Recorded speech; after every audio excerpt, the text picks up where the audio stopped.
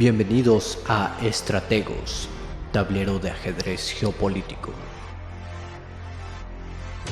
Presentado por Octavio Balanzario. Invitados especiales.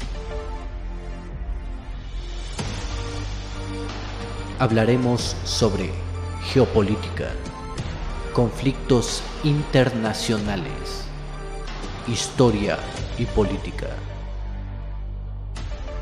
Todos los análisis presentados en este programa fueron elaborados con base en información obtenida en fuentes abiertas. Las opiniones que aquí se difunden no representan a ninguna empresa privada o del Estado de ningún país y es a título personal. Hola, ¿qué tal? Muy buenas noches, muy buenas tardes, muy buenos días a todos los que nos están escuchando desde cualquier parte del mundo. Ya minutos antes de que iniciara este programa estábamos comentando los que vamos a participar el día de hoy, que ya nos escuchan por diferentes partes del mundo, de España, de América Latina, de Canadá, de Estados Unidos, de Europa, y la novedad, pues que nos escuchan desde Pakistán.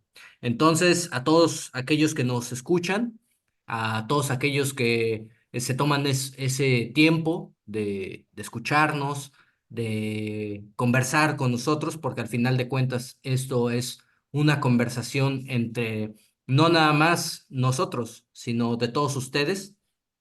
Eh, pues esto es un espacio para platicar sobre estos temas que tanto nos gustan, como la geopolítica y los conflictos internacionales. Y pues les mando un fuerte saludo a todos. Y pues para presentarles a quienes ustedes ya conocen, a Octavio Tolentino, por favor, preséntate. ¿Cómo estás, Tocayo? Pues aquí a sus órdenes. Soy Octavio Tolentino, presidente de la Asociación Mexicana de Estudios Históricos Militares, porque nunca lo digo, pero sí soy. Y estoy muy encantado que me invites porque estas cosas tienen un nivel excelente. Muy bien, tocayo. Pues muchas gracias, gracias por estar nuevamente aquí y ayudarnos a entender estos temas tan complejos. Mi amigo Frank, preséntate, por favor. ¿Qué tal? Muy buenos días, buenas tardes, buenas noches, de donde nos estén escuchando. Es un gusto estar nuevamente aquí para hablar del siguiente tema que nos toque tratar. Pues bueno, vamos a platicar el día de hoy sobre Estados Unidos, la geopolítica de Estados Unidos. El día de hoy no vamos a hablar sobre conflictos internacionales, que podríamos llegar a tocar algún tema relacionado a lo que podría estar pasando en Ucrania o en Israel. Sin embargo, el día de hoy toca hablar sobre la geopolítica de un país que podría decirse que está destinado a ser una potencia mundial. Es decir, vamos a ver el día de hoy cómo es que las características geográficas de un país podrían ser las idóneas para que una nación sea una potencia mundial. Porque es muy interesante estudiar la geografía de Estados Unidos, cómo es que influyen sus ríos, cómo es que influyen sus costas, su extensión territorial, sus vecinos, la ubicación geográfica en la que se encuentra Norteamérica para que éste sea una potencia. Y únicamente como para iniciar esta conversación, comencemos con su ubicación geográfica, porque cuando hablamos de Estados Unidos, tenemos que hablar sobre sus vecinos, sobre su ubicación privilegiada, que al igual que México, al igual que Canadá, se encuentra en una posición geográfica muy importante, que está en medio de dos océanos muy estratégicos, que es del lado oriental o del lado este está el Océano Atlántico, que tiene acceso a otros continentes, como es Europa, o África, y del lado oeste se encuentra el Océano Pacífico, que es ese puente, el continente americano es ese puente entre Asia y Europa. Y Estados Unidos tiene dos principales vecinos, que en el norte se encuentra Canadá y por el sur nos encontramos nosotros, los mexicanos, esta nación mexicana, que la relación entre Estados Unidos y México no ha sido, eh, en todas las épocas de la historia, no ha sido muy buena. Sin embargo, yo podría decir que la mayoría de las veces o la mayoría del periodo de tiempo desde que se surgieron estas naciones han tenido una importante relación comercial, migratoria, eh, de todo tipo, ¿no? Entonces, vamos a platicar acerca de Estados Unidos y me gustaría que me dijeras, Frank, ¿qué nos puedes decir acerca de la importancia de la ubicación geográfica de Estados Unidos? ¿Qué tal? Pues bien, ah, es mucho que decir, pero yo comenzaría que tiene una cierta similitud con Mesopotamia, la tierra entre los dos ríos, el Tigres y el Éufrates, que es el origen de la civilización y Estados Unidos está entre los dos océanos, precisamente en la búsqueda de querer llegar a Oriente por parte de los europeos y es una tierra que obviamente conecta con el antiguo continente, Europa y África, y al mismo tiempo conecta con Asia y Oceanía. Entonces es una tierra que es amplia y al mismo tiempo se beneficia que al estar entre dos océanos que dan a las principales entradas continentales portuarias de Europa, África, Asia y Oceanía, naturalmente hay una tendencia hacia el comercio. Y todavía más si estamos hablando que como es una nación de los últimos siglos, el elemento industrial hace que la situación comercial sea una constante. Entonces, al mismo tiempo, tiene la ventaja de tener puertos que no son, este, que no es como, por ejemplo, lo que sucede con Rusia, que la mayoría son puertos que se congelan en invierno y hay interrupción del comercio. Y aquí, en cambio, pueden estar siendo operacionales los 365 días del año, la gran mayoría. Hay algunas excepciones de los que están más al norte y hay algunos del sur, sobre todo los que dan al Caribe, que pueden sufrir de ciertas tormentas tropicales. Pero en términos generales, eh, eh, la cuestión, como mencionaste, los ríos, los puertos, las costas, hacen una constante para que, bien intercomunicado, incluso desde el interior del país, pueden llegar a los océanos gracias a los ríos. Y llegan a los océanos y pueden abrirse al mundo. Entonces, tiene esa como particularidad. Yo sería como con lo que comenzaría y les dejo a ustedes que comenten algo adicional. Bueno, pues en primer lugar, se quedó corto, Frank. Tiene, cuando se iniciaron las 13 colonias, tienen la costa atlántica con buenos puertos que no se congelan y eso se lo deben al Gulf Stream, a la corriente del Golfo que se origina aquí en nuestro país y va recorriendo y evita que Inglaterra sea una hielera y los dos puertos que nunca se congelan rusos, Munsmark y Archangelsk, también son producto porque allá va a morir la corriente del Golfo que lleva aguas tibias por arriba y luego trae aguas frías y se hace como una gran oruga de tanque. Aparte de eso, tienen el río Mississippi, que es una maravilla. Tienen la región de los Grandes Lagos. Cuando estaban formándose como las 13 colonias y tenían una cantidad de lo que es el Valle del Ohio, los franceses tenían desde Canadá hasta la Luisiana y realmente fueron peleando apoyados con indios y quedándose con esas partes. uno de los episodios, se puede ver en la película del último de los mexicanos, ese es un hecho real que sucedió en un fuerte.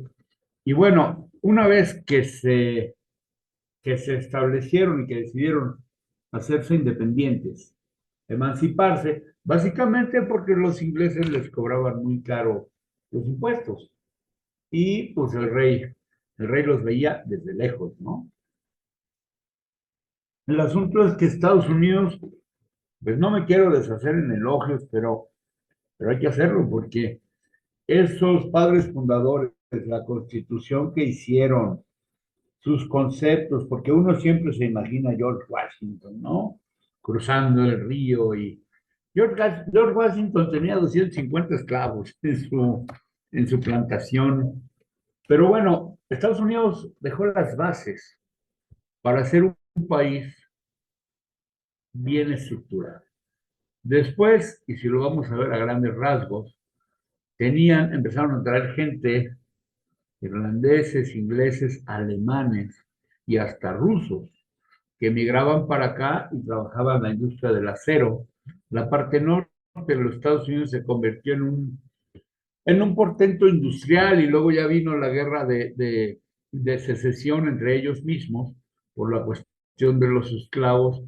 Pero en ese periodo del siglo XIX, Estados Unidos, por medio de unos, pues bueno, vamos a decir unos tejanos, porque para mí eran unos bandoleros, se quedan, el Álamo, todo ese rollo, finalmente se quedan con Texas y agarran todo el norte de los Estados Unidos, todo el norte de nuestro país, porque los teníamos aquí para el 15 de septiembre, o sea, el 13 de septiembre de 1847 fue la batalla de los Niños Héroes y el 15 de septiembre pues, estaba la bandera gringa en el Zócalo, ni modo. Ellos nos ganaron porque nosotros fuimos muy brutos y perdimos, que no es más allá. Sin embargo, en ese momento, cuando se quedan con California, así de rebote, en 1849, por eso el equipo de San Francisco se llama 49ers, porque encuentran oro en California.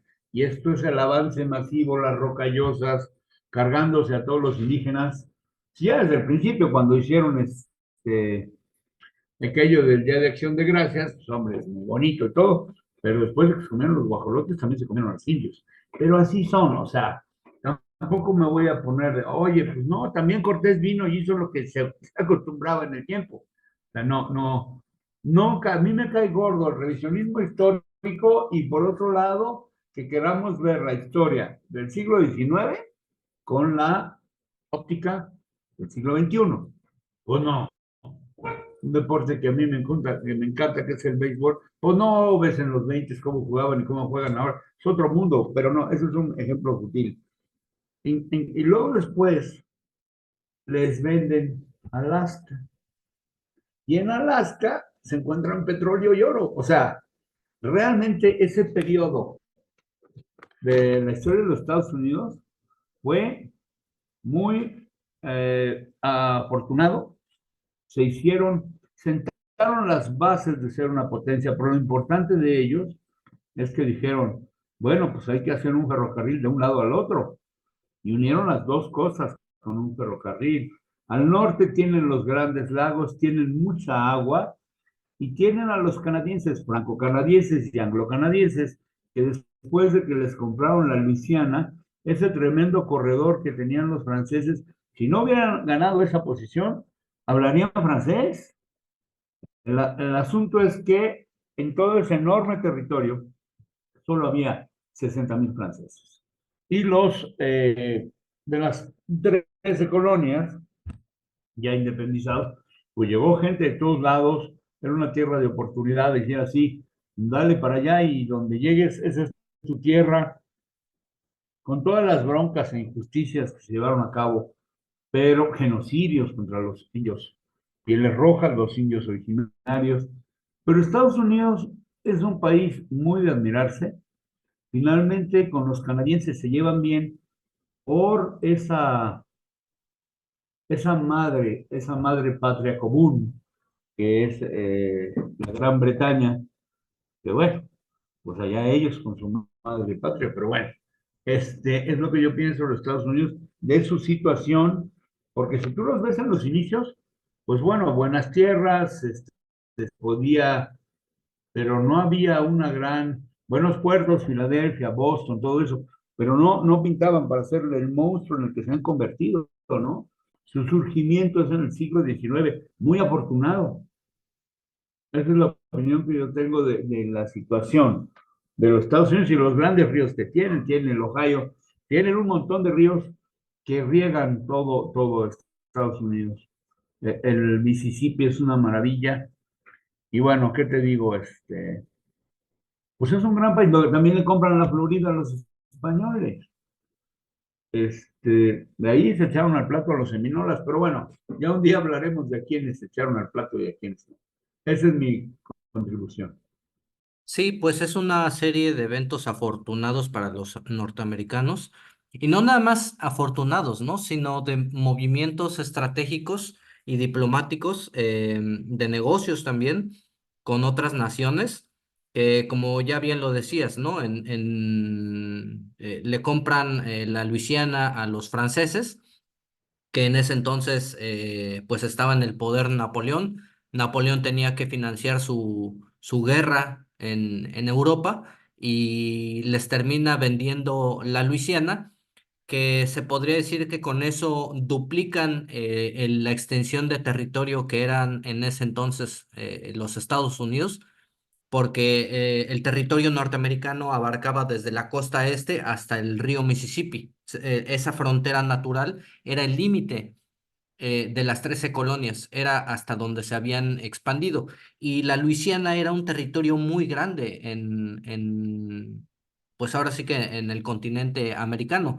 Era un territorio que, pues básicamente no era de nadie, era de los indios, eso sí, era de los nativos, pero digo, ya lo estaban buscando otros países, ¿no? Entonces, resulta muy curioso que en 70 años Estados Unidos logra hacerse con casi todo el territorio que actualmente tienen. Es decir, logran expandir su territorio hasta el otro lado del océano, y pocas veces se podría ver en la historia una expansión territorial de un país eh, como lo es hoy en día. Y muchos teóricos en geopolítica hablan sobre que Estados Unidos es hoy en día como una especie de isla gigante. ¿Y por qué mencionan esto? Porque de un lado y de otro, es decir, del Atlántico y del Pacífico, pues tiene mar, y por el sur tiene a México. Sin embargo, parte de ese territorio hay un desierto que lo separa, y aparte de eso, pues los mexicanos sufrieron una derrota pues considerable durante la primera intervención norteamericana, en la que a través del Tratado de Guadalupe Hidalgo perdimos más de la mitad de nuestro territorio. Entonces creo que eso generó una especie de psicología colectiva en la mayoría de los mexicanos, en la que si nos volvemos a enfrentar contra Estados Unidos, puede llegar a ocurrir algo semejante, ¿no? Entonces creo que eso imposibilita que un país como México quiera tener esos deseos de expansión hacia el norte. Y del lado de Canadá, pues hablamos que son pocos habitantes, no tienen una industria bélica tan importante como la de Estados Unidos, tienen muy buenas relaciones los canadienses con los norteamericanos. Entonces, se podría decir que podría decirse que hay cierto contacto entre Rusia y Estados Unidos a través de Alaska, pero también Alaska sirve como una especie de tapón por sus condiciones tan hostiles del clima, y que pues ese territorio sirve como colchón, ¿no? Entonces, ¿Es complicado llevar a cabo una invasión terrestre o marítima en contra de Estados Unidos? Bueno, nada más para hacer una broma y la gente sonría.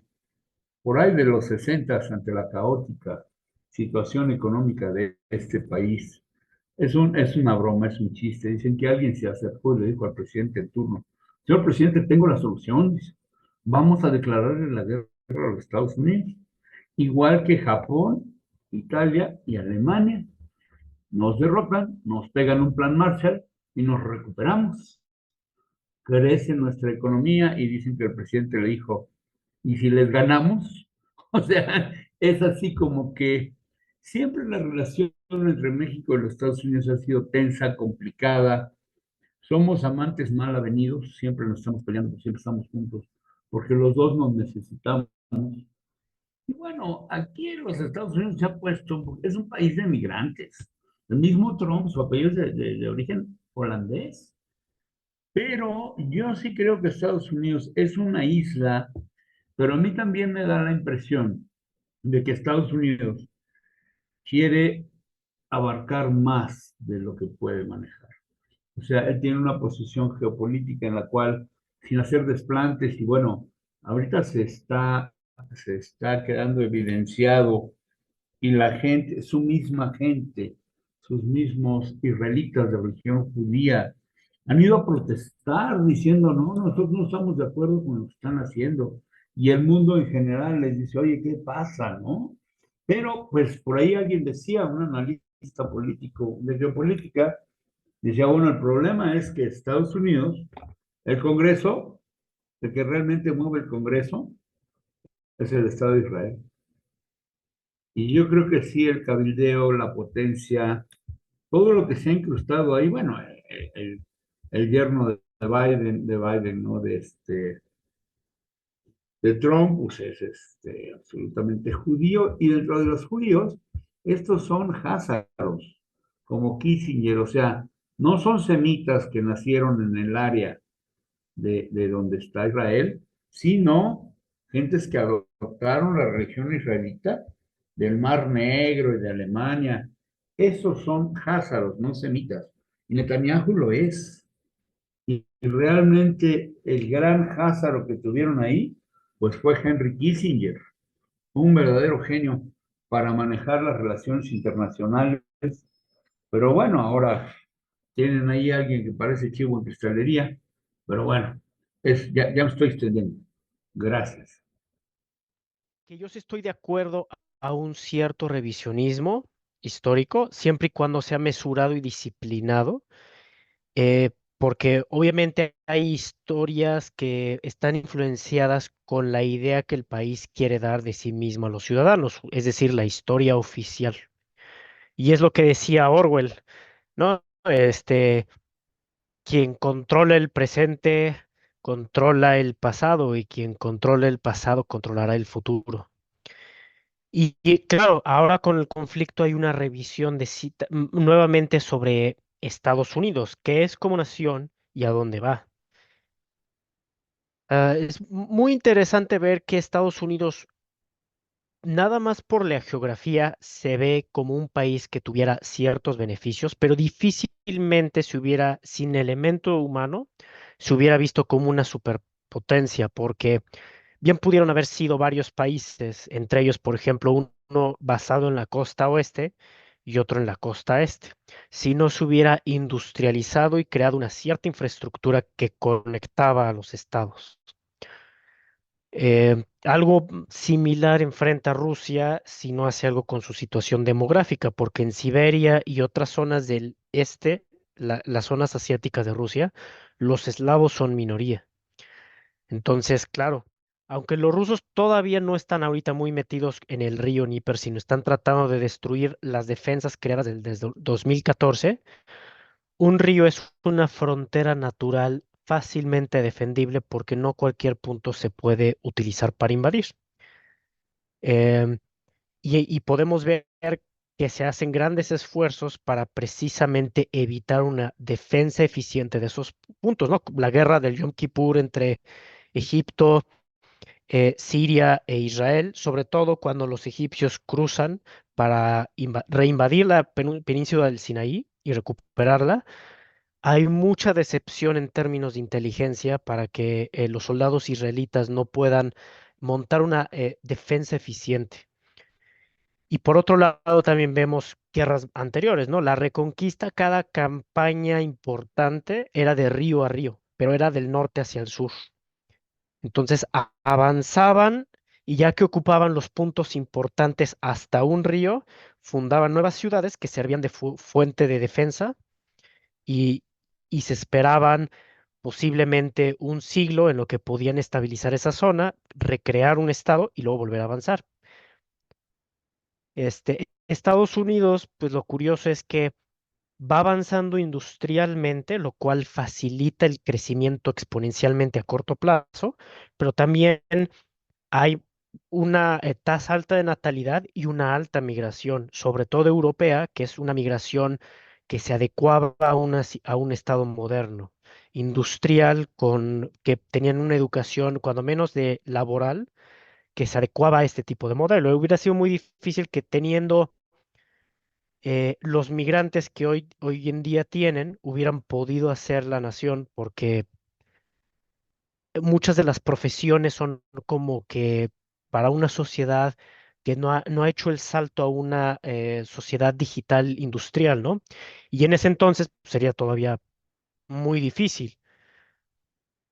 Por eso no vemos colonias de potencias asiáticas ya después del siglo XVI, XVII. Es muy difícil que puedan establecer colonias ultramarinas. Y claro, curiosamente la gente piensa que la entrada principal de Estados Unidos son los puertos y no, en realidad la entrada principal es por tierra y como mencionas, se volvió una isla, pero porque aseguraron geopolíticamente el hemisferio occidental.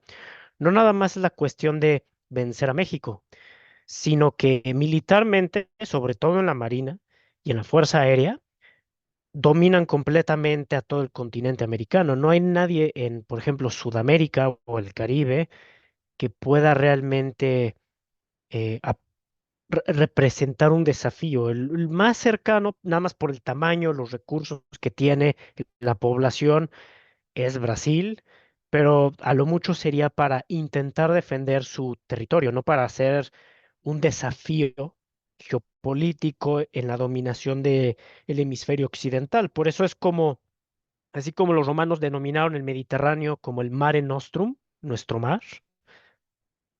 eh, Así, de alguna manera, América se ha vuelto como un continente, de alguna manera, ligado geopolíticamente, comercialmente con Estados Unidos. Y es básicamente esa situación, que al no tener, a pesar de ser una minoría en términos de cultura y población, porque siguen siendo el aspecto hispánico, el mayoritario, no es unido, no hay homogeneidad, es muy diverso étnicamente, culturalmente, también es una sociedad muy estratificada y entonces es una sociedad a veces no muy dinámica. Las sociedades latinoamericanas no son tan dinámicas como la estadounidense. Entonces, Estados Unidos, si no tuviera ciertos problemas ideológicos y tal vez de contexto secular, es una sociedad tan dinámica que en cada década se renueva, cada década. Por eso podemos hablar de los ochentas, noventas, porque quien impulsaba esos cambios era desde Estados Unidos, ¿no? Y lo podemos ver en la cultura, en el aspecto comercial, en el aspecto de tecnología, etcétera. Y es básicamente cómo se fueron haciendo, es el elemento humano y el tener una visión. Podemos decir un poquito la cuestión de Texas, también luego la guerra México-Estados Unidos, pero desde el punto de vista geopolítico, dejando a un lado una visión de maniquea de bien y mal, blanco y negro, es un imperio que sí se puso ciertas metas y las fue logrando. Mientras que México, desde el momento que se volvió independiente, no tuvo ni una sola meta. Sus metas eran, la mitad de la población tenía otras metas, por eso fue una constante de guerras civiles. En cambio, Estados Unidos era llegar al Océano Pacífico, asegurar puertos, fundar ciudades, este, determinar un aspecto fiscal bancario, unir el país, a pesar de la cuestión de la guerra civil, pues también sirvió un poquito para realmente acabar con cualquier tipo de oposición y que no volviera a suceder algo de ese tipo en un periodo grande de tiempo, ¿no? Es muy difícil que se vuelva a dar una guerra civil de ese tipo, aunque hay gente que lo menciona, yo no veo que vaya a haber una verdadera guerra civil a corto plazo, precisamente por cómo está todo tan entrelazado, y conectado entre sí y controlado. Fue ese vacío de poder que de alguna manera permitió libremente a Estados Unidos. Ahora tienen el riesgo que tienen el problema demográfico y tienen muchos hispanos y temen que les vaya a pasar eso. Yo no estoy de acuerdo con esa visión porque el tipo de mexicano que ha llegado y latinoamericano que ha llegado al sur de Estados Unidos difícilmente quisiera ser parte de México. En el peor de los casos harían su propio país, pero no se volverían parte de México. Porque una parte es el aspecto cultural y otra parte es cómo quieres vivir. Entonces tú puedes seguirte sintiendo latinoamericano, hispano, mexicano, pero no quieres vivir bajo este el presidente López Obrador y bajo un sistema fiscal mexicano, ¿verdad? Entonces, de ese tipo de cosas, un país que no te garantiza seguridad y todo eso, ese tipo de cosas como que los mexicanos no nos damos cuenta de nuestras propias divisiones internas, siempre somos muy dados a ver los efectos de los demás. Y ellos, al no entender el aspecto latinoamericano, a veces cometen los errores geopolíticos de su visión. Entienden muy bien elementos europeos porque en gran medida es una cultura europea protestante del norte de Europa y como tal, les cuesta trabajo las regiones que eran más diversas culturalmente y étnicamente, como el Mediterráneo. El sur de Europa, como los alemanes, no han podido, por ejemplo, obligar a los griegos que les paguen las deudas que deben, no han podido determinar el Mediterráneo. De la misma manera, Estados Unidos le ha costado trabajo asimilar a los latinoamericanos. Un ejemplo de eso es Puerto Rico. Entonces, ahora, curiosamente, se van a tener que dar la tarea de eso, porque como es la verdadera entrada, la entrada principal a Estados Unidos, la van a tener que de alguna manera, pues ahora sí desarrollar, aunque es algo que geopolíticamente implica un riesgo porque está el miedo de revivir el cadáver de un contrincante geopolítico que habías vencido en el pasado. Ahora necesitas de esa población, tecnología y recursos naturales, desarrollo, para que se meta a tu estructura de mercado. Entonces es algo interesante. Como mencionas, Canadá tenía sus diferencias, era más algo británico, pero después de la Segunda Guerra Mundial ya se volvió una zona de influencia estadounidense. Tienen ahí tienen un cierto conflicto porque es un laboratorio de políticas sociales. Y también, pues, Canadá también ha ha abierto las puertas a mucha inversión china. Entonces, ahí hay un cierto conflicto de interés con Estados Unidos, pero tarde o temprano van a ser incorporados a un aspecto norteamericano general. Y son territorios muy grandes, con muchos recursos naturales, con buena población, que no han sufrido una guerra en más de un siglo. Entonces hay una cierta estabilidad y desarrollo y oportunidades para un futuro. Lo que les falta es corregir el aspecto ideológico y corregir el aspecto demográfico. Es como yo lo veo. Pues bastante interesante eso que mencionas y qué bueno que lo tocas porque definitivamente hace rato mencionaba que pareciera que la geografía de Estados Unidos yo la podría calificar así como ahorita está, como una isla casi impenetrable. Sin embargo, eso no significa que no tenga problemas, ¿no? Tiene problemas muy severos en la cuestión demográfica.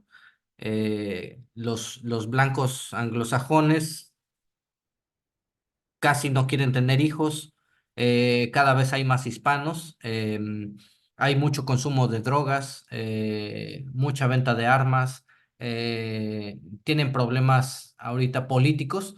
Sin embargo, Estados Unidos, a pesar de que Occidente está en decadencia, a pesar de que Estados Unidos está perdiendo mucha influencia en todo el globo, está lejos de desaparecer. O sea, yo no veo actualmente así como están las cosas, yo no veo como muchas personas lo quieren calificar de que vaya a irse como tú dices, ¿no? O sea, como hace ratito mencionabas, que mucha gente piensa que puede haber una guerra civil. Pues sí, claro, claro que sí, ¿no? Puede haber algún enfrentamiento grave, así como también aquí lo puede haber, ¿no? En México. O sea, ningún país está exento de tener un conflicto grave por cuestiones políticas, ¿no?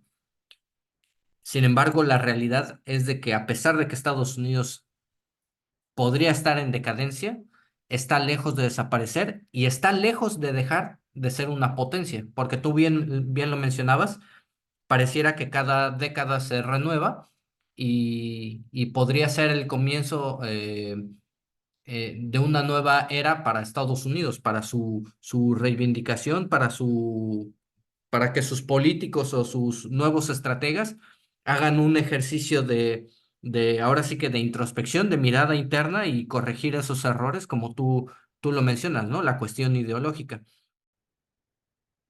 Yo creo que Estados Unidos tiene su esfera de influencia natural, que yo diría que llega vez desde, en América en particular, llega desde Estados Unidos, yo creo que hasta Venezuela. Es un país que tiene muchas ventajas, muchas capacidades. El problema aquí es que yo creo que los Estados Unidos tienen que meterse un poquito a sus cuarteles de invierno. En Europa están enojados con ellos por esto de Ucrania, que para qué le siguen ayudando a Ucrania. Y luego los ingleses que les dan cuerda, ¿no? Porque dicen, es que si se pierde Ucrania, el mundo está en peligro. No, no está en peligro. No está en peligro, se metieron a Lubabas. La NATO la deben de ir moderando, porque es una cosa muy cara. Aparte, así como ellos no quieren que Rusia se meta aquí, pues ellos no tienen que irse a meter a Asia, ¿no? Porque aparte está a un lado China y el país que estaba diciendo, a ver qué digo, pues básicamente es la India, que es otro gran poder. Y bueno, yo creo que esto que hicieron los norteamericanos de salir de Afganistán y dejar a la gente colgada de la brocha, ahí los dejo al rato, vengo. Eso fue muy complicado y una muy mala experiencia para los aliados de Estados Unidos que siempre se han manifestado como el gran protector. Perdón, Tocayo, Sí, qué bueno que lo mencionas. Puede ser una situación muy similar a lo que está pasando en Irak o en Siria, ¿no? O sea, tienen algunas bases militares en Siria, en Irak, y por la cuestión del conflicto entre Israel y Palestina, Hamas, y todos estos grupos de resistencia islámica que se han estado abonando al conflicto y todos estos ataques con drones o con misiles en contra de las bases, pues ya están pensando los norteamericanos en abandonar eh, o replegarse o el adjetivo que le quieran poner, de dejar esas bases, ¿no? Entonces, ¿será que veamos próximamente una retirada como lo vimos en Afganistán? Eh, que sea una retirada que pueda crear inestabilidad en esas regiones. Sí, yo creo que ellos deberían de ver sus alcances. O sea, ¿cuánto les cuesta seguir ayudando a Ucrania? ¿Qué les da Ucrania? Aparte, están ayudando a un morático. Ese Zelensky, lo único que quiere es que le den más armas para seguir la guerra y habla de democracia y de paz, pero tampoco se ve que el cuate se hizo con una verdadera villa en Chipre, digna de un César romano, ¿ah? Entonces, pues sí estamos anchos, porque está complicado. Yo creo que hay ahí pues una mala planeación, de la geopolítica internacional. Yo creo que sí, ahí están. Digo, se extraña a Kissinger, hermano. Se extraña a Kissinger porque ese cuate fue muy listo, anduvo entre las llamas y nunca se quemó. Y es que él veía, porque ahorita esta posición y también los ingleses y los pobres alemanes que dicen que le van a entrar a la guerra, pues mi hijo, yo no veo pateo, ¿cómo? ¿No? Entonces dices, bueno, pues yo veo ahí complicado. Ellos tienen que ver qué les conviene y qué no. No meterse no meterse en el berenjenal de las facciones del Islam, chiitas, sunitas, hay un montón de gente y luego cambian las tornas de un lado para el otro. No hay una, no hay una, no hay una claridad en con quién me conviene y con quién no me conviene. Y tampoco hay la voluntad de decirle a Israel, oye, ya párale, porque Israel sigue en la bronca, porque el día que pare la bronca este hombre, se acabó su mandato. Bueno, No pero duran los minutos, ¿eh? es que a Netanyahu, desde mi punto de vista, creo que ya no tiene mucho que perder. Es decir, creo que gane o pierda en el momento en el que se acabe el conflicto contra Palestina o contra bueno, en el momento en el que se acabe el conflicto, Netanyahu va a irse a algún tribunal.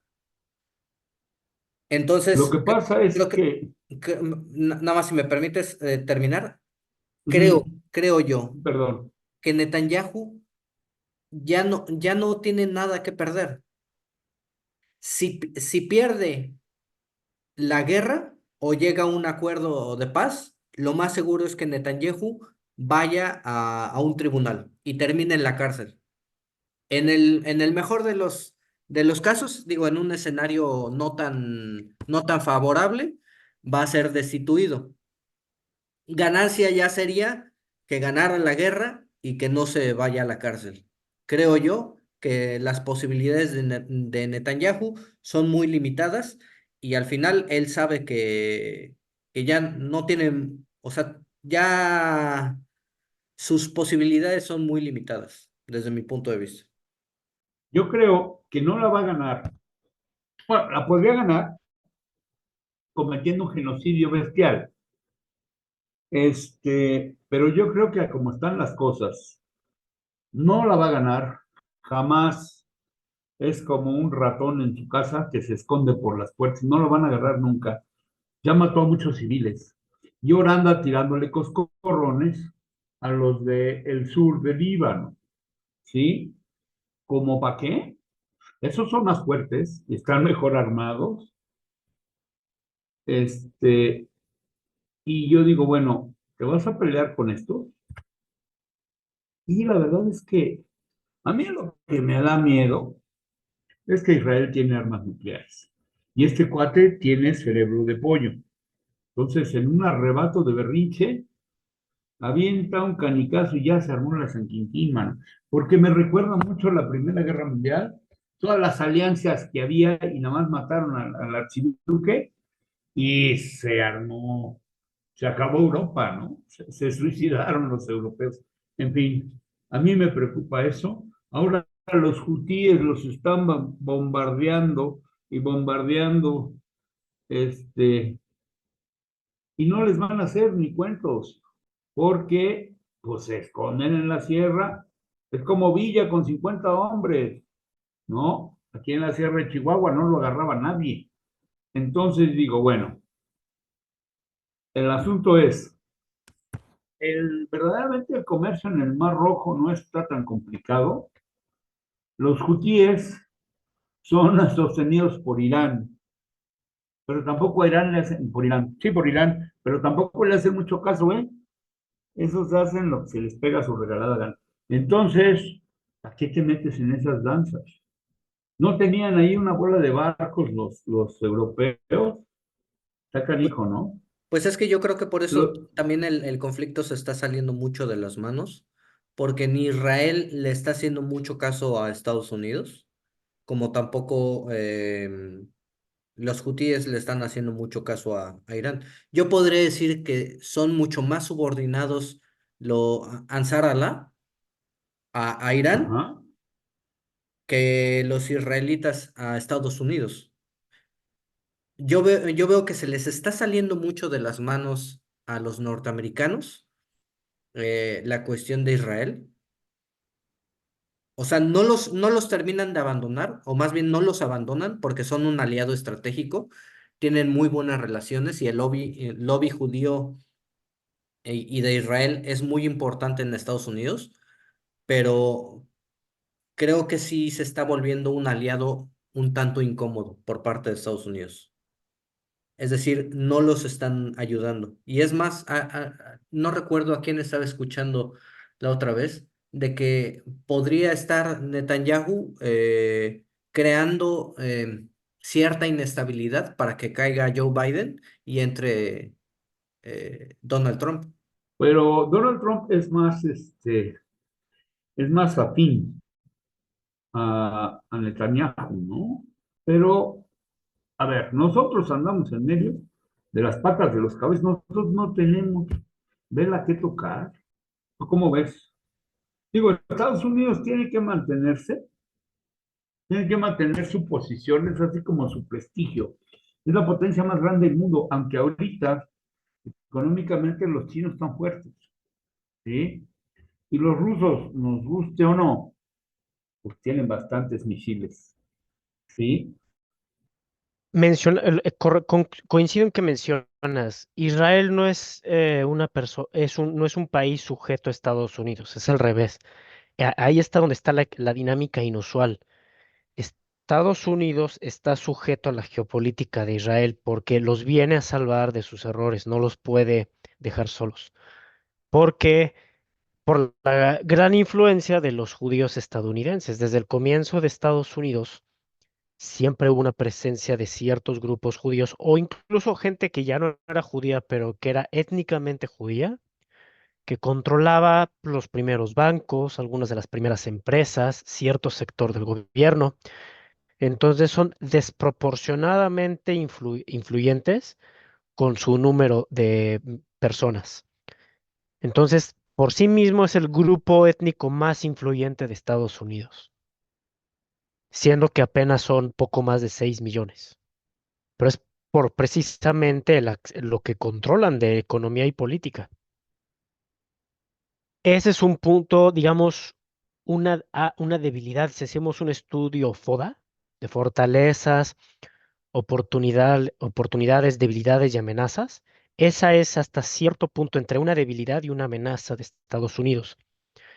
Que Israel, al tratar de recrear el gran Israel y crear su Estado, han estado alienando a todos sus vecinos. Y es un mar de naciones islámicas que no solo son islámicos, sino además étnicamente son diferentes. Entonces, uno de dos, o realmente diezmas a tu enemigo, como le pasó a los indígenas en Estados Unidos, o terminas por hacer la paz. Y si no, vas a estar en un estado constante de guerra. Y más que Israel tiene problemas también demográficos todavía más graves. Los únicos que tienen hijos son los hasídicos, que son los ortodoxos de los judíos, y ellos no son muy productivos en economía ni tampoco suelen hacer servicio militar. Entonces, es muy mala estrategia la que están haciendo. No están venciendo jamás, todo lo contrario, jamás los tiene encadenados en un conflicto que no pueden ganar. Lo que mencionas es cierto, que no tiene nada que perder Netanyahu, pero Netanyahu no es un señor absoluto de Israel. Entonces, ¿qué sucede? Que si Netanyahu se empieza a volver un riesgo para el Estado de Israel, elementos del gobierno de Israel lo van a quitar. O sea, las instituciones se terminan por debilitar cuando precisamente estás afectando al gobierno y al país. Entonces, Netanyahu está afectando geopolíticamente la visión que tiene el mundo de los judíos. Está afectando la institucionalidad porque es una persona llena de casos de corrupción y que se mantiene en el poder y está haciendo un operativo que está costando la vida a muchos judíos, que suelen ser gente de clase media alta, y por lo tanto los familiares de los muertos no son personas a las que puedas fácilmente no escuchar. Pueden hacer un grupo de ellos una presión que implique un colapso del gobierno, o incluso el mismo ejército hacerle un golpe de estado a Netanyahu. Netanyahu no va a querer gobernar, digo, negociar, pero lo pueden obligar los mismos israelitas a que llegue a negociar. La cuestión es que Netanyahu, sus agencias de inteligencia, todo el aparato gubernamental, hablándose de actos de corrupción, no creo que él esté solo. O sea, Él, sí. correcto, Entonces, yo creo que correcto. todo el aparato de Netanyahu, todos sus cercanos, todo su círculo político, sus ministros, están adentro y saben que una vez que caiga Netanyahu van a caer muchísimos de ellos. Entonces creo que en parte por eso están buscando la manera de alargar el conflicto, de que se haga más grande, de que entre Estados Unidos al conflicto, porque esto se me hace muy parecido a lo que estaba sucediendo inicialmente con la guerra de Ucrania. Zelensky en todo momento quiso que el conflicto creciera, que ingresaran al conflicto Estados Unidos, la Unión Europea, que entraran muchísimos al conflicto para que ellos mismos pudieran tener poderes extraordinarios y tomar nuevas decisiones, etcétera, ¿no? Entonces yo creo que en este sentido está sucediendo algo muy similar con este Netanyahu y obviamente con su círculo cercano. Lo que sucede es que su círculo no es el más grande ni controla la totalidad, no controla las instituciones. En todo gobierno, una parte de un sistema democrático son controladas por el gobierno en turno, pero al mismo tiempo existen facciones de gobierno y Netanyahu realmente el último que tenía un control institucional fue Ariel Sharon, que ya falleció. Después de eso se han fragmentado e Israel es uno de los países más cercanos a una división social por lo dividido que están como pueblos ideológicamente. Entonces, Netanyahu controla un cierto porcentaje, pero no es realmente ni el más fuerte ni es una mayoría. De hecho, es una minoría y ha controlado a través de ciertos favores políticos. Pero si esos favores políticos no son tan fuertes como el riesgo que eres, puede caer. No necesariamente tienen que caer más. El mismo Netanyahu se puede volver chivo expiatorio, perdón, para la opinión pública. La opinión pública no va a pedir la renuncia de la mayoría del gobierno. Con Netanyahu y tal vez alguno de los más cercanos de Netanyahu, y ya, y simplemente hay una como reestructura un poquito del sistema, pero el sistema y el Estado de Israel sigue, pero si continúa esta operación militar, ahí corre el riesgo de Israel seguir existiendo.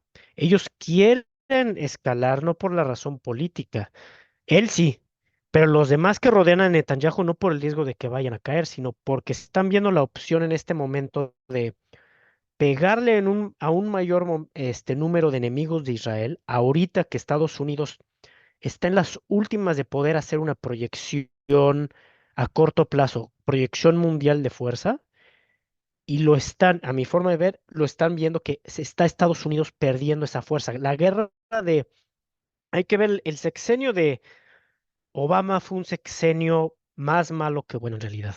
Dividió muchísimo la opinión pública de Estados Unidos, pero al mismo tiempo sus principales fallas, sus derrotas fueron en relaciones, en cuestiones internacionales.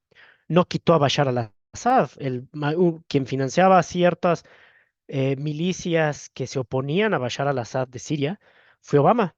Y perdieron porque Rusia se metió y dijo, Siria es nuestro aliado, tenemos aquí nuestra base militar y nuestros intereses y no vamos a permitir que caiga. Y ganó Putin, estabilizó salvó y estabilizó al gobierno de Bashar al-Assad. Lo mismo fue en Ucrania. Entonces, ahí hay una primera derrota. La siguiente derrota fue con Biden, que se va de Afganistán de la manera que se fue. Este, y ahora es lo de Ucrania. Va a ser el primer presidente que es derrotado en dos guerras en un periodo presidencial. Algo que no había sucedido en la historia de Estados Unidos. En dos guerras. En la cuestión, pues, de Ucrania es una proyección geopolítica derivado del libro del secretario de Defensa de Ronald Reagan, este Weinberger, que escribió su libro de The Next War, la siguiente guerra, en los noventas, y donde habla de este conflicto con Rusia. Obviamente lo modifica algo, pero sí habla de una estrategia de que Estados Unidos pueda hacer múltiples guerras en diferentes partes del mundo al mismo tiempo. El problema es que en ese libro podemos hacer guerras contra Irak, que todavía estaba Saddam Hussein, y contra Norcorea, que son potencias de segunda, si lo vemos de cierta manera, al menos, cuando menos militarmente. En cambio, Rusia se puede defender en su región, sin salirse muy lejos de su región natural. En su área sí puede tener el control, pues es la industria militar más fuerte, es una nación de tierra, su fuerza militar está en tierra, tiene una población nada desdeñable y gran cantidad de gente que ha hecho su servicio militar. Tienen gente que ha hecho servicio militar y que pueden ser llamados nuevamente, son cerca de 25 millones de habitantes. Obviamente, tal vez la gran mayoría no están en condiciones, pero con que una quinta parte de eso puedan ser llamados a las filas, los hace únicos en el mundo. Es decir, 5 millones, no cualquiera puede movilizar 5 millones de gente y puede equiparlas y entrenarlas. Y y Rusia simplemente está, así como Estados Unidos se está creando en Norteamérica, Rusia tiene su área de influencia es una relación comercial con Alemania, porque lo que le falta a Rusia es inversión y tecnologías digitales. Tiene recursos naturales y tiene industria. Le falta modernizarse y le falta dinero, que es lo que tienen los alemanes. Entonces, claro, se armó por casi una década a Ucrania. Es un país de una población grande, pero ahora está colapsando. Y es simplemente eso, que en su visión geopolítica de tener varios enemigos al mismo tiempo, no contemplaron que esos enemigos fueran lo suficientemente fuertes como para llevar a cabo una guerra regional sin salirse de esa región y ganarla. Es casi una guerra de defensa estratégica. Entonces, Estados Unidos, pues si no se mete directamente en la guerra de Ucrania, no va a ganar. Los europeos están mencionando lo de meterse, pero no creo que sea contra Rusia. Yo creo que lo que está saliendo es que como esta guerra, más que ahora se están pagando la factura de una crisis demográfica que están teniendo desde hace mucho tiempo, podemos decir, yo estoy un poco en contra de esta idea, pero podemos decir que desde la Segunda Guerra Mundial demográficamente no se estabilizaron. La mayoría de los países tenía dos hijos menos. En el caso de Alemania, un tiempo tuvieron tres hijos por familia, pero bajó. Y estás hablando de los años 40, que sus migraciones no se asimilaron, no se occidentalizaron realmente, ni tampoco hubo una mezcla racial a gran escala.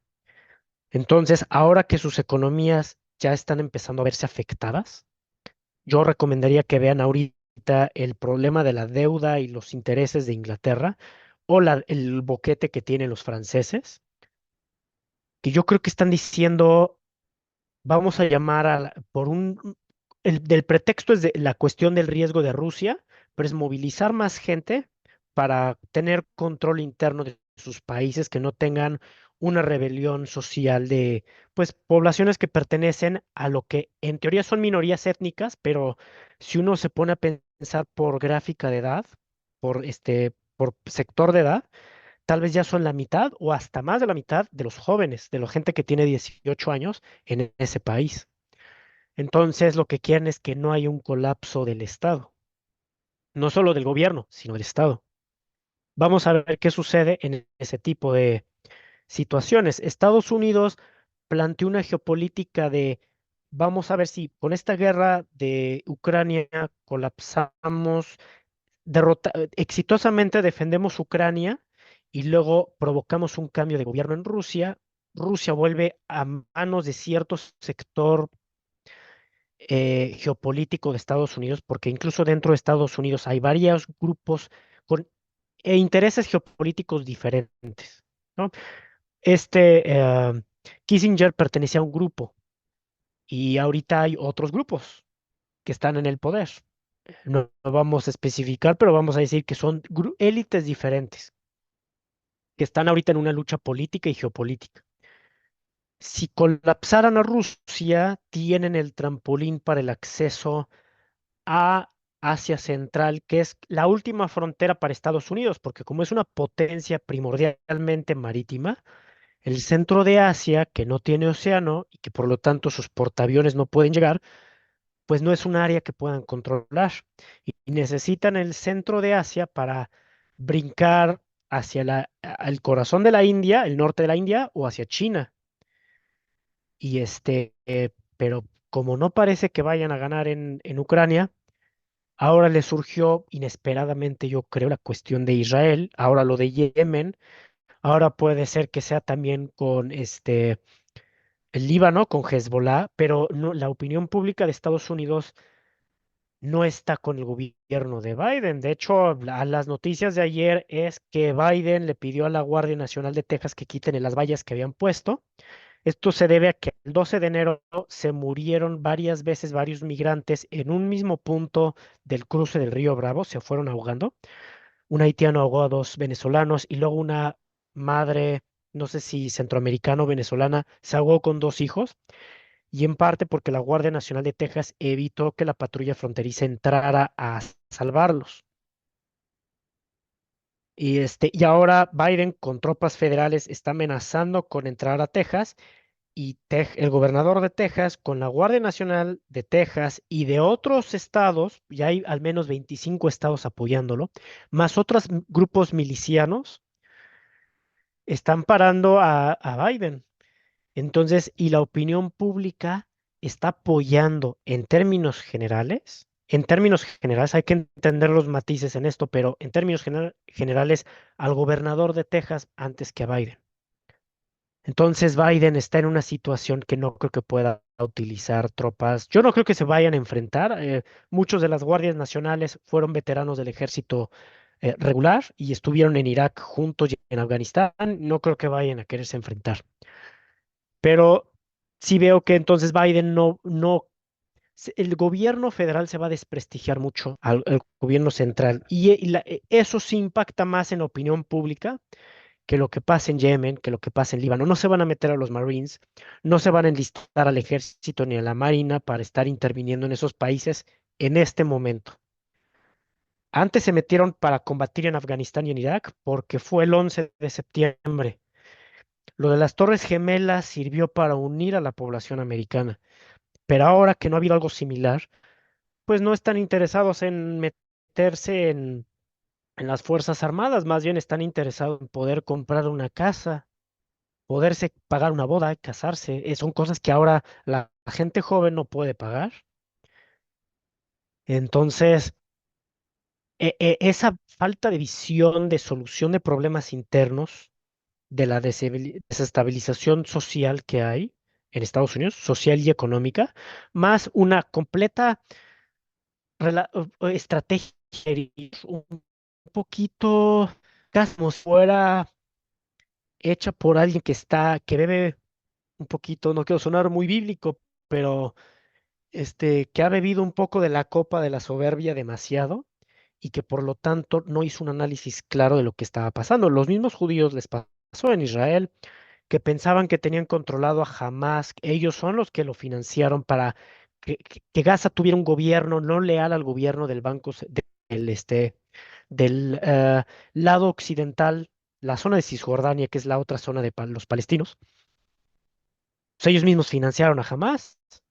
Lo que no esperaban era que jamás se les volteara, que sus contactos que tienen con Hamas estuvieran proveyendo de armas a Hamas y que justo cuando fue la pandemia del COVID, los 17 organismos terroristas de Gaza se reunieron y se aliaron con Hamas.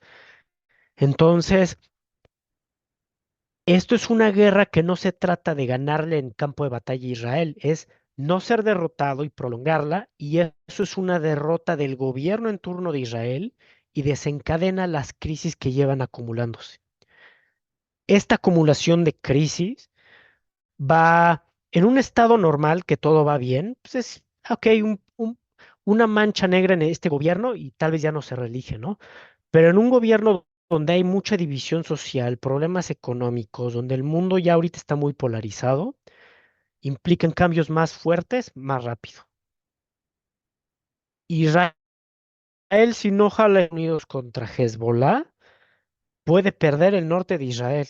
Hezbollah está muy bien equipado, muchos de ellos se entrenaron y tuvieron experiencia y se armaron en la guerra reciente de Siria, entraron a apoyar a Bashar al-Assad. No es que sean necesariamente aliados, pero al ser chiitas, pues obedecían un poquito lo que decía Irán y digamos como aliados musulmanes en términos geopolíticos, sin ser realmente amigos, porque unos son persas y los otros son árabes, pues sí son de alguna manera geopolíticamente están unidos y generaron un ejército nuevo y una estructura nueva que ya no es el típico insurgente harapiento con un cuerno de chivo, ya son bien armados y bien entrenados.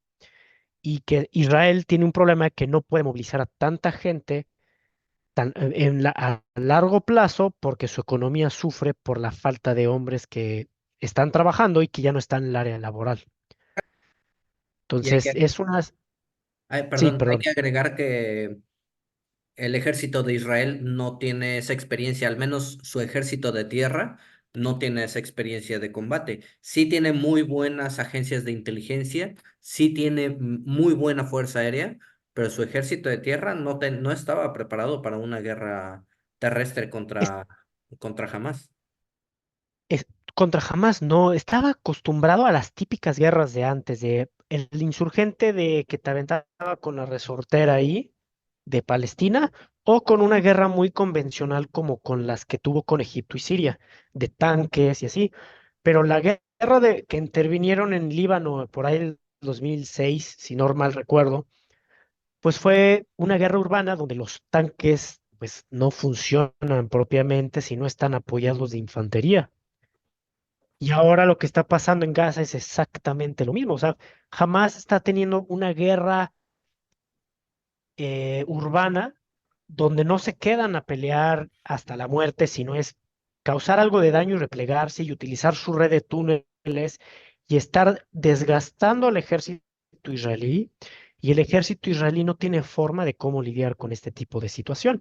Y su mismo servicio de inteligencia les falló porque ellos no se esperaban lo de octubre 7. Entonces, Ahí me gustaría, perdón, Frank, decir cómo es posible.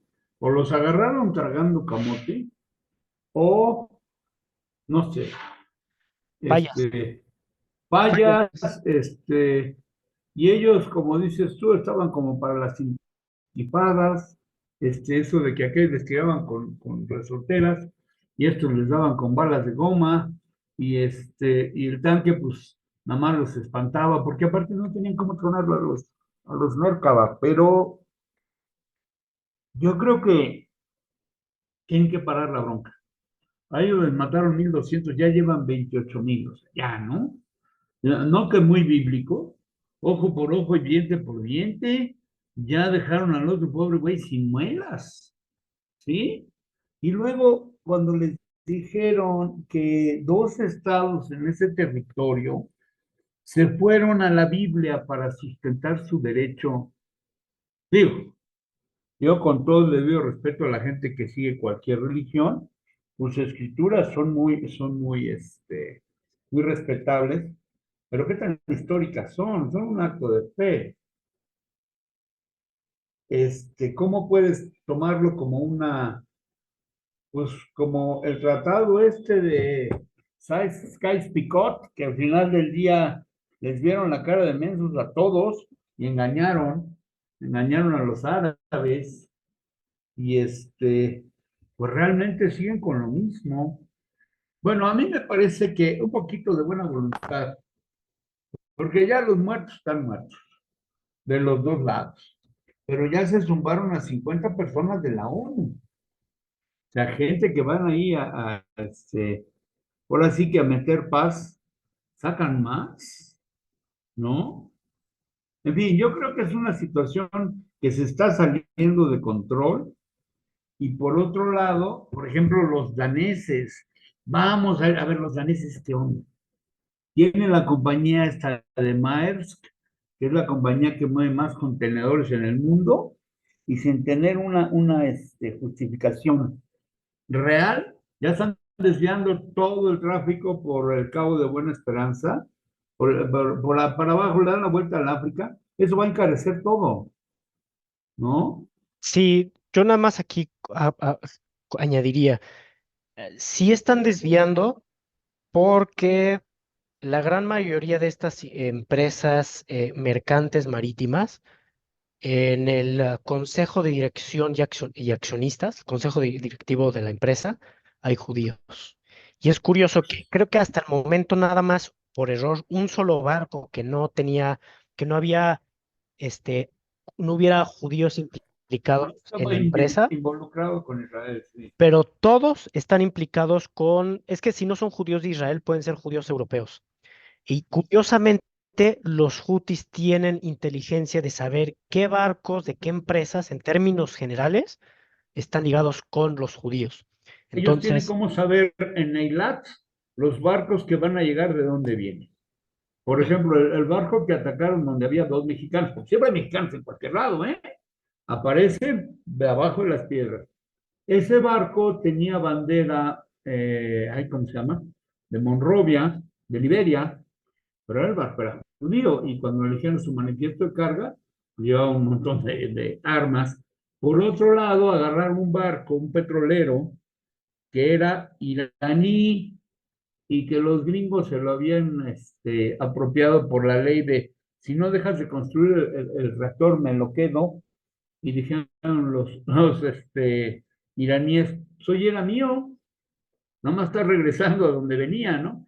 Yo creo que a mí lo que me cae gordo son los medios que hacen una tormenta en un vaso de agua y con unos granitos de arena hacen montañas, realmente, y desgraciadamente, como los medios de comunicación occidentales son la palabra de Dios, según ellos, pues no puedes ni siquiera pensar diferente. Oye, ¿por qué? Por ejemplo, ¿por qué no se ha acabado la bronca en Ucrania? Ucrania ya perdió. ¿Qué quieren hacer? Este hombre está mandando gente de mi edad al frente y sin entrenamiento. Pero él dice, no, es que fue con los de Davos y les dijo, denme 30,000 millones de euros y les gano. Sí, como no le hubieran hecho el antidoping. Pero lo que me impresionó ahí, y fue totalmente brutal para mí, es que esta Cristina Lagarde dijo que los 5 hombres más ricos del mundo, imagínate para que sean 5, doblaron su fortuna a raíz de la guerra. No está canijo.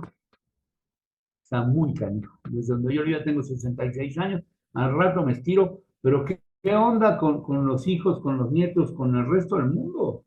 A veces me angustio y digo, no, bueno, pero no hay que ser tan negativo. Pero sí está canijo que la gente pues, fabrique una guerra para hacerse más ricos. Está cañón. Pues sí, bastante interesante de todo lo que mencionan y bastante, no causa molestia, pero sí, em, pues preguntas qué onda con los norteamericanos, ¿no? Porque hay aquí una situación, ¿no? Hay una guerra que iniciada, vaya, las hostilidades inician por parte de Hamas el 7 de octubre del año pasado y hasta cierto punto con razón, bajo legítima defensa, Israel abre un conflicto en contra de Hamas, pero una cosa es atacar a Hamas y otra cosa es atacar a la población civil, ¿no? Ya hablamos en el capítulo anterior sobre el número de muertos de niños que cada vez ascienden más y más, y no nada más los niños, ¿no? La población general en Gaza. Y aquí quería mencionar algo, ¿no? Yo hasta cierto punto podría entender el por qué Israel no puede o no está ganando esta guerra, porque si yo fuera un palestino que ha vivido durante décadas hacinado, encerrado en esa prisión que es la Franja de Gaza, eh, bajo un régimen que me guste o no, está tachado como terrorista y que aparte, si yo salgo o si yo quiero salir de ese lugar, el gobierno de Israel me tacha también como un intruso, como una persona que no debo de estar en su territorio, que vivo bajo condiciones totalmente deleznables y todavía hay una invasión por parte de Israel. Está bombardeando, mata a mis hijos, mata a mis familiares, destruye mi casa. Me dicen que vaya a la parte sur de Gaza y bombardean también ahí. No nos dejan salir, no hay una opción de seguridad para mí y mi familia. Pues yo creo que lo más congruente diría, pues bueno, me voy a ir a la guerra, total, ya mataron a mis hijos, ya me quedé sin casa, ya mataron a mi esposa, mataron a mis hermanos. ¿Cuál sería la diferencia, no? Si me quedo Yo aquí digo, o, Tocayo, o me voy a la que guerra. es antes de esta cosa que hicieron ambos, esta forma en la que vivía la gente en la Franja de Gaza es la versión más violenta del apartheid sudafricano. Te usan para trabajar, pero te dan permiso o no. Y luego del apartheid vino el genocidio. Entonces digo yo, bueno, a lo mejor dicen que soy un antisemita. No, yo soy un hombre que me parece que lo justo simplemente es justo, que no necesita explicaciones. Lo justo es y lo injusto también, señor. Solo esa intervención, mi querido amigo. Pues sí, y bueno, totalmente lamentable que Estados Unidos no haya mandado tropas o dejen ustedes tropas, ¿no? O sea, buscar la manera de asegurar la estabilidad en la región y si lo hiciera contra los soldados de Ansar Allah, ¿no? O sea, contra ellos sí. ¿Por qué? Porque están interrumpiendo el tráfico marítimo, ¿no? Porque están atentando, porque ellos sí pueden calificar a otras personas, a otros grupos de terroristas, ¿no?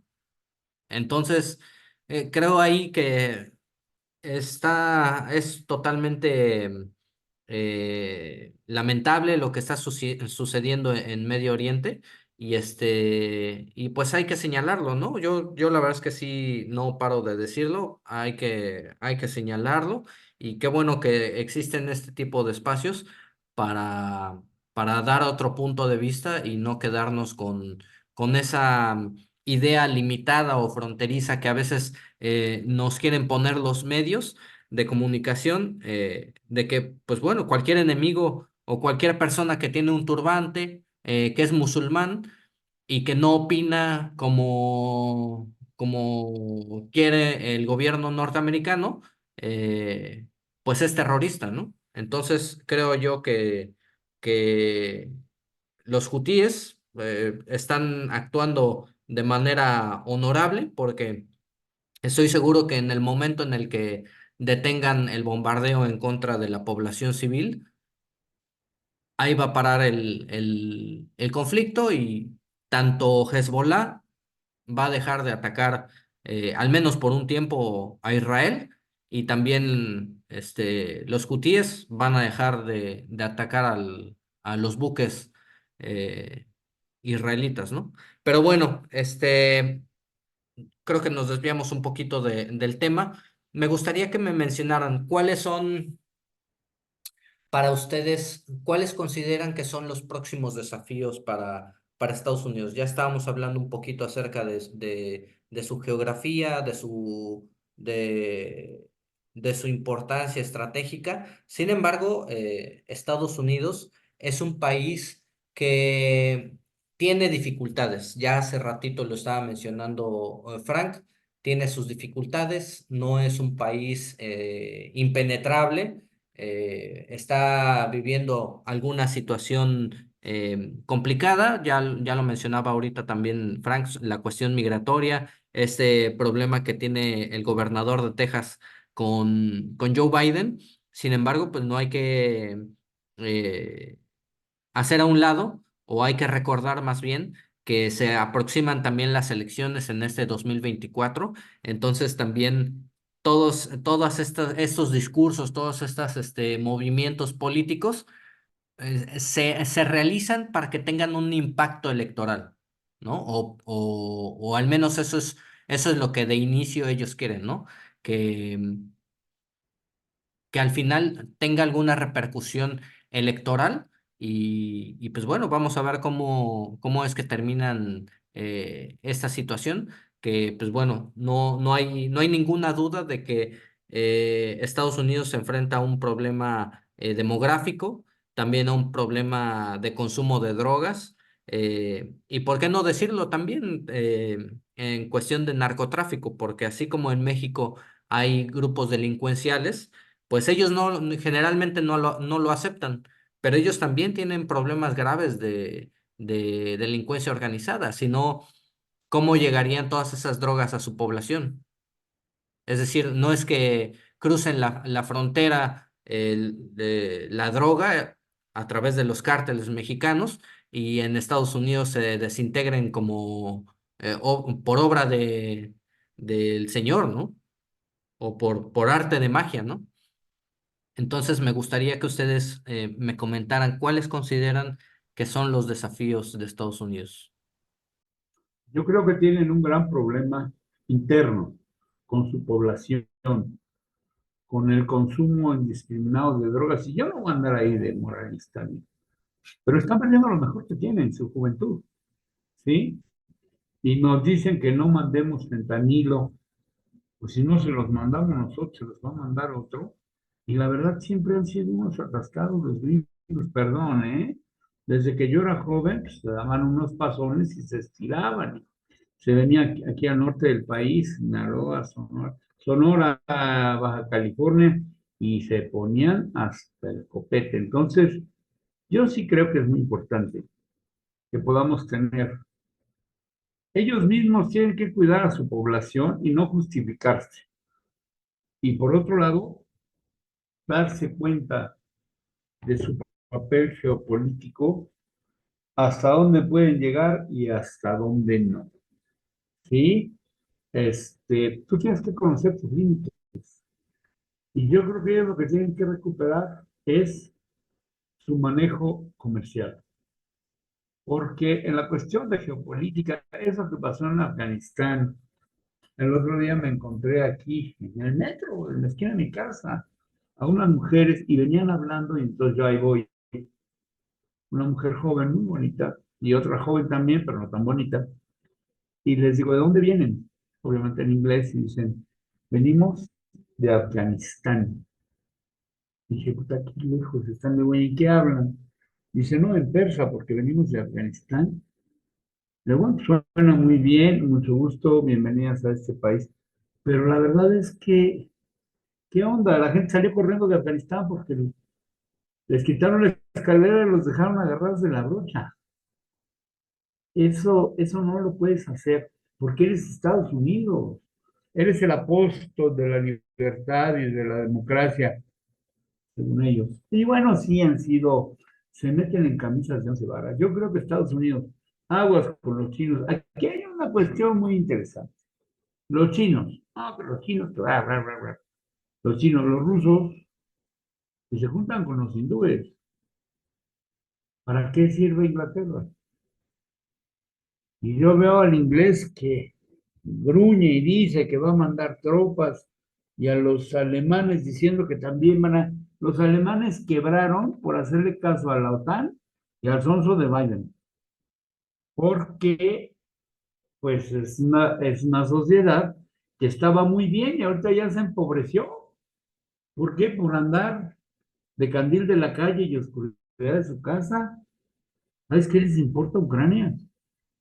Es más, Ucrania es que, a ver, Biden le metió $5,000 millones a la campaña de Zelensky y por ahí escuché, no sé si sea cierto, no me consta, que 6 meses antes de ser presidente se puso a aprender ucraniano porque él hablaba ruso, era un comediante. Es como si ponemos aquí a Dal Ramones de presidente, pues, ahí nos va como nos va, ¿no? Yo sí creo que está canijo. A mí me preocupa que Estados Unidos no ejerza su liderazgo, porque es un líder mundial, no tiene remedio. Y yo creo que la geopolítica va a tener que tomar una pausa en este momento. Es, si no tienen una casa, su, su su casa en orden, no pueden dedicarse a problemas externos. Entonces tienen que solucionar muchos problemas sociales, las adicciones a las drogas, la cuestión de, pues, el poder adquisitivo de la clase media, la cuestión ideológica de las universidades que está dividiendo cada vez más, polarizando la sociedad, izquierda, derecha, etcétera. Eso sí está empezando a afectar severamente cualquier toma de decisión que quieran hacer en el exterior, porque como ahí sí hay reelección, y al mismo tiempo la población estadounidense participa mucho, no solo en elecciones, lo cual es como debe de ser. En todo el mundo los ciudadanos deben de entender que en una democracia, en una república también, no se participa nada más el día que votas por los representantes, sino los 365 días del año. Si hay una toma de decisión en la que no estás de acuerdo, tienes el derecho a participar y manifestarte en contra de esa toma de decisión. Ahora no van a poder tomar decisiones con la misma flexibilidad o facilidad con lo que como podían antes, por cómo tienen la cuestión de la división social y al mismo tiempo que hay una mayor desconfianza entre la ciudadanía estadounidense y su gobierno. Hay una desconfianza de sus instituciones, algo que aunque sucedía de vez en cuando en Estados Unidos, no llegaba al punto de una cierta decepción. Siempre había la confianza de que al final del día, con un cambio de gobierno o que se fueran ciertas personas que no eran las ideales, se renovaba de alguna manera las instituciones se renovaban, pero ahora empiezan a darse cuenta que hay mucha corrupción también ahí y que pues claro que no se sienten cómodos con sus representantes. El caso de Trump es una persona que no es parte del sistema político. Entonces, es un voto de castigo en contra de los políticos estadounidenses que se creen con el derecho de poder ser el siguiente presidente y de repente llega alguien, un tercer Bush, como Jeff Bush, que quería ser presidente y Trump lo acabó entre los primeros dos debates del Partido Republicano, lo acabó. Y así sigue sucediendo, a pesar de que perdió su reelección, ahora regresó y está en las encuestas por encima de cualquier candidato republicano. Lo que es nuevamente eso, que los ciudadanos están en contra de las decisiones de sus líderes políticos, de sus representantes. Por lo tanto, eso va a hacer que el gobierno de Estados Unidos no pueda fácilmente tomar ninguna decisión de intervención en el extranjero. Y no van a poder tampoco tomar pues decisiones geopolíticas cruciales porque su población no los va a seguir. Entonces van a tener que solucionar, si no todos, cuando menos una parte importante de sus problemas domésticos. Y de eso se van a aprovechar pues otros grupos, otros países, China y Rusia, para expulsar un poco la influencia de Estados Unidos de Europa y ver qué tanto se puedan meter en Latinoamérica. Y África, pues ahora cada vez más Rusia y China se están metiendo, desplazando a los franceses. Realmente Estados Unidos le va a quedar Latinoamérica y cierta parte de Oceanía. Este, es lo de Europa, pues es un poco ahorita como muy relevante, ¿no? Como que están en un momento de crisis todavía peor porque son países más frágiles que Estados Unidos y por lo tanto ahí sí es una moneda en el aire lo que vaya a pasar. Estados Unidos simplemente va a tener que, como una persona enferma que va a tomarse unos días para recuperarse y para reevaluar cuáles son sus opciones y cuáles son el camino que van a tomar. Esa es la visión que yo tengo que en este momento. Gracias. Pues ahí está. Bastante interesante. Pues ya, para no alargarnos más, pues ahora sí que a todos aquellos que han llegado hasta este punto, pues les agradeceremos que ahí nos dejen un like, que nos sigan en todas las redes sociales. Estamos en Twitter, en TikTok, en YouTube, claro, ahí iniciamos. Y ya ahorita estamos en Spotify. Ahí para que nos escuchen, para que nos sigan, para que compartan, para que comenten. Todo eso ayuda a que crezcamos, a que más gente nos escuche y que también escuchen estas importantes aportaciones que desde mi punto de vista son bastante enriquecedoras, las que hace mi tocayo, las que hace Frank, y todas las que en otras ocasiones, así como lo ha hecho también Celsin y también como lo ha hecho el Capitán Richards cuando han participado, pues abonan a esta conversación. Entonces, pues ahora sí que tocayo, Frank, les agradezco mucho.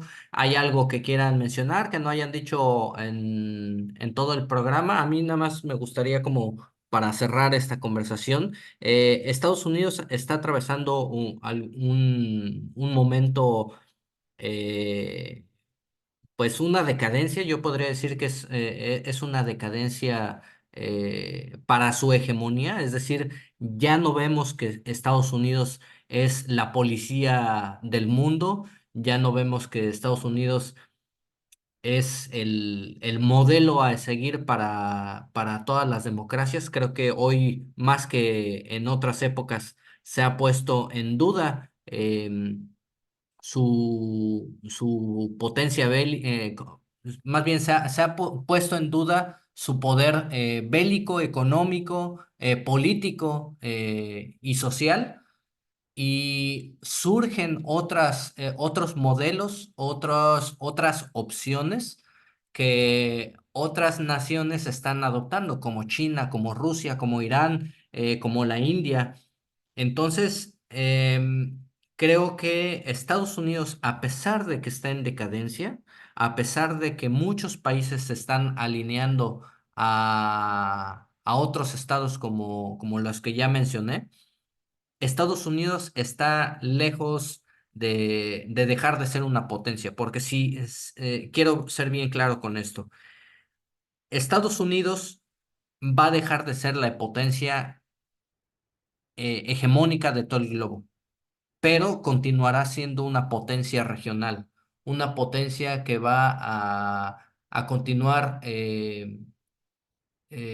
siendo una voz importante a nivel internacional, una voz importante en materia económica y y pues nada, ahora sí que es interesante cómo es que se va desenvolviendo la geopolítica y como decía Frank hace unos momentos, creo que van a tener que dejar sus líderes a un lado la geopolítica, estar inmiscuido tanto en conflictos, en cuestiones internacionales y hacer un ejercicio de revisión interior y, y escuchar a su población, ¿no? A su población, que también incluye a esa población hispana, que como decíamos hace rato, muchos de ellos son mexicanos, muchos de ellos son latinoamericanos, y que se tienen que incorporar a la sociedad, a la economía, porque al final de cuentas es una realidad, sean ilegales o no, ya están ahí y están aportando a la economía, a ese dinamismo, y son personas que no se quieren regresar a sus países, que se fueron por un motivo y se van a quedar ahí por ese mismo motivo, por tener una nueva oportunidad, por crear una nueva vida. Pues sí, realmente, como decía Frank, y es muy cierto, tienen la casa hecho un relajo, tienen muchas broncas internas. Lo que decían de la droga, es que nosotros somos bien especiales los mexicanos. Creamos drogas que nada más cruzan la línea y le salen patitas y se van caminando solitos hasta Green Bay o donde se necesite. Por otro lado, yo sí creo que Estados Unidos, esta cuestión de los WASP, contra el mundo, pues cada vez son menos. Y si algo ha hecho fuerte a los Estados Unidos, ha sido su riqueza étnica. Porque encuentras gente rusa, encuentras gente alemana, encuentras irlandeses, encuentras italo-norteamericanos, encuentras mexicanos que también han contribuido y han estado pegados a la producción de los Estados Unidos. O sea, yo realmente creo que gentes tan estrambóticas como el señor Trump, o tampoco actualizadas como el señor Biden. Me acuerdo que en un discurso se le fue el tren, ya no se acordó de qué estaba hablando. Luego, y siempre quiere entrar ahí a los eventos, caminando como si tuviera 18 años. El otro día se puso un carambazo, porque ya las patas, y yo que tengo 66, me agarro de la cuestión de la escalera en el metro, digo, me voy a caer, me voy a romper el hocico y luego, ya el tiempo ya pasó. Y aunque es el presidente de Estados Unidos y lo tengan al centavazo, pues ya tiene un montón de años. Y yo creo que Estados Unidos, para mi gusto, ha defraudado. Fíjate lo que estoy diciendo, me habían de grabar. Bueno, está grabando. Ha dejado de ser el líder global por sus propias torpezas. Y no se pone listo, claro. Dicen, no, es que Estados Unidos va a caer. Sí, incidentalmente caerá, pero en cuánto tiempo no sé. Y además, cuando un elefante se cae, quítense todos porque les cae arriba y los hace pinole. Pero yo espero que Estados Unidos se mantenga, tenga su propia forma de ser. Me acuerdo cuando ganó las primarias en Iowa, este hombre, me decía alguien, ¿cómo ves? Le digo, pues es que es gringaria profunda, güey. Ahí hay uno o dos negros como muestra, hijo, pero son gente granjeros que producen, que tienen su forma de vida, es los Estados Unidos profundos y obviamente ellos dicen, nosotros somos los mejores del mundo, gracias a que lo piensan así, lo han sido, pero tienen que ver hacia ellos mismos, qué problemas tienen como, como sociedad.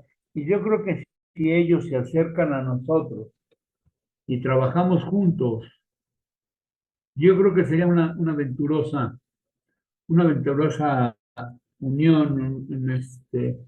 Yo digo, a ver, si gana Morena, que lo más probable es que gane, porque no veo cómo pierde, ¿quién va a tener los tamaños de checar y ver qué vamos a hacer nosotros como país para ir a los Estados Unidos? Ya, ok, pongo todas tus plantas en mi frontera y tengo el ferrocarril transísmico,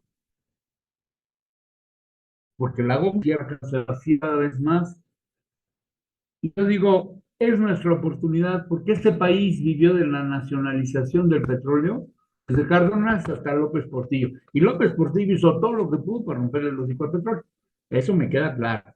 Pero aún así, a pesar de él, este país siguió caminando. Y ahorita nuestro país vive de los mexicanos que se van a los Estados Unidos. Las remesas que mandan son impresionantes, son una fuerza laboral muy importante en los Estados Unidos. Y yo no entiendo por qué. Pues ya somos conocidos desde hace mucho tiempo. Yo creo que no sería bueno que desperdiciaran esa oportunidad los Estados Unidos. Y a nosotros también nos conviene para seguir viviendo como país mientras nos desarrollamos algún día como una potencia industrial. El nearshoring puede ser que nos ayude a despegar como potencia industrial, pero bueno, es muy incierto. Yo espero que así sea. Ustedes son hombres jóvenes. Yo todavía no me siento viejo, pero pues ya no me quedan 50 años por delante, ¿eh? ¿No? Y a ustedes sí. Ese es mi comentario. Pues muchas gracias, Tocayo. Sí, bastante interesante la visión, pues ese dinamismo, ¿no? Que en el que podemos aportar, ¿no? Ya sea con nuestros migrantes o con esta frontera natural que sí o sí estamos aquí, compartimos problemas, compartimos a lo mejor diferencias, pero también compartimos ciertamente muchos intereses en común, ¿no? Tanto los norteamericanos como nosotros estamos deseosos de crecer económicamente, políticamente, social, eh, y sobre todo la gente, ¿no? Entonces, creo que esta es una gran oportunidad para Estados Unidos, esta es una gran oportunidad para México, para que crezcamos juntos. Y pues bueno, si a lo mejor Estados Unidos está más interesado en hacer guerras que no puede ganar, pues allá ellos, ¿no? Pero quizás sería también, pues bueno, que voltee a ver a sus vecinos, que aquí estamos y que podemos aportar grandes cosas, ¿no? Frank, algo que quieras aportar. Ya también andaba ahí aportando tu perro, tocayo. Perro que tengo yo es una verdadera bestia y tocan la puerta y parece que perro de campo de concentración, pero bueno, no pasó a mayores, perdón, pero por más que hablo con él no entiendo. Es muy entendido para otras cosas, pero para callarse no, perdón. No, no te apures, tocayo. Cuéntanos, Frank. Pues, pues simplemente que no es tanto a veces las guerras que no puedan ganar, es yo creo que hay una correlación entre la banca, las decisiones políticas que tiene Estados Unidos, o sea, la Federal Reserve, el gobierno de Estados Unidos, y la tecnología, o sea, Silicon Valley, y luego tienes la industria militar. Entonces, se ha hecho, pues se meten en guerras que no pueden ganar, pero que no representan algo severo para ellos. Realmente lo que sucede es que hay una división social y cierto endeudamiento, pero no hay como más allá de cierto, esos son problemas que en teoría se podrían solucionar. Eh, no es que esté de acuerdo con eso, pero como que esa ya se volvió su patrón de hacer las cosas.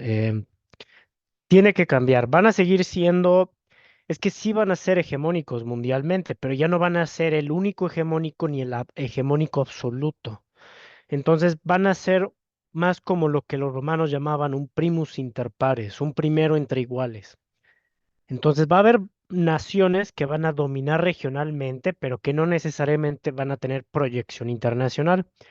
Estados Unidos, si juega bien sus cartas, sobre todo en relación a Latinoamérica, tiene que hacer un aproximarse nuevo a los latinoamericanos, puede recuperarse y fortalecerse y volverse a proyectar internacionalmente.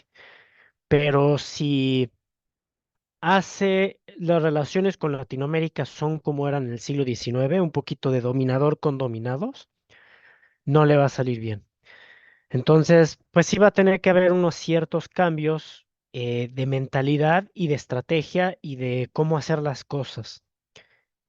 Y va a seguir teniendo proyección internacional, pero yo creo que ya no va a ser tan descuidado y tan temeroso en la forma de hacerlas, impulsivamente, sus decisiones geopolíticas. Mi querido Frank, ustedes no se acuerdan, pero yo sí. Estados Unidos, en la década de los 60 del siglo XX, le dio de patadas a Latinoamérica con ganas. Y yo creo que es el momento, pues es nuestro aliado natural, igual que ahorita los lituanos los ponen a querer pelear contra los rusos, pues sí son muy cercanos, ¿no? O sea, los lituanos lo que menos quieren es pelear, los finlandeses, perdón, me equivoqué, los finlandeses siempre han estado en una relación complicada con Rusia. ¿Para qué diablos los meten a la OTAN? ¿Qué quieren? O sea, zapatero a tus zapatos. Estados Unidos es muy poderoso y su mercado natural es Latinoamérica. Punto. Fortalécete aquí y somos un bloque sólido. Es un solo continente. Correcto. Es simplemente que van a tener que hacer las cosas nuevas. Ya, pues eso puede abrir nuevas opciones incluso en el gobierno, ¿no? Mayores relaciones.